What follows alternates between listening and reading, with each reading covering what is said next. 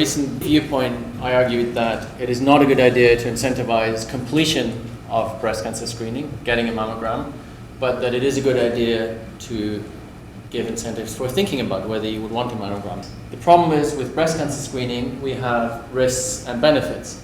So if you screen 1,000 women, 50 and over every 2 years, over 20 years, then what you achieve is that you prevent 4 cases of breast cancer. 8 of the women who take part in screening die anyway of breast cancer.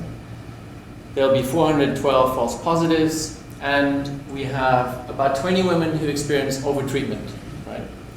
And so this means that they have needlessly, in terms of averting a death, needlessly, undergone surgery, and they have needlessly undergone oftentimes very aggressive and stressful therapy. Now, these numbers have faces. You've seen many of these versions, I think, where we see survivors. And it's true, screening obviously can help you avert death and therefore be a survivor. One of the ethical problems, though, is that if we look at the data that I just shown you, then some women are what I call here phantom survivors. Right? I don't mean that to be an offensive term or in any way derogatory. I'm not saying that these women have made bad decisions, but the fact is they have been treated unnecessarily. Right? Now, I'm not saying they made a wrong decision. I'm not saying the women who underwent screening made the right decision. What I'm saying is if you undergo screening, you have to be aware that that is one of the consequences. And lots of the information that is out there clearly does not do that, including that the very fact of overdiagnosis isn't stated. So if you look at the Radiology Society, there's no mention, the section Facts on Breast Screening at all, on the possibility of overdiagnosis and overtreatment.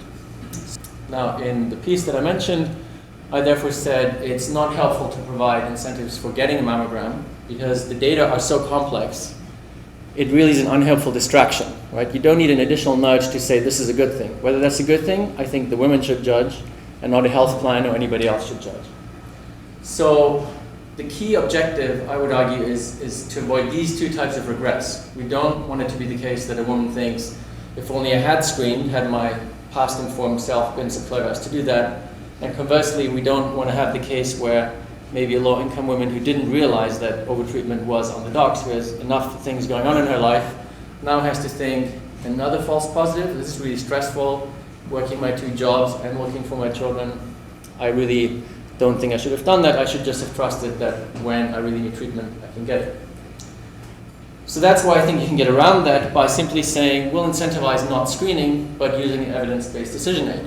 That, I think, preserves a lot of the good intentions, that you can overcome decision errors, you can reduce disparities. I didn't flag this, but as you know and would expect, there are very clear disparities in both mortality and screening, but you really leave it to the women. It may reduce cost.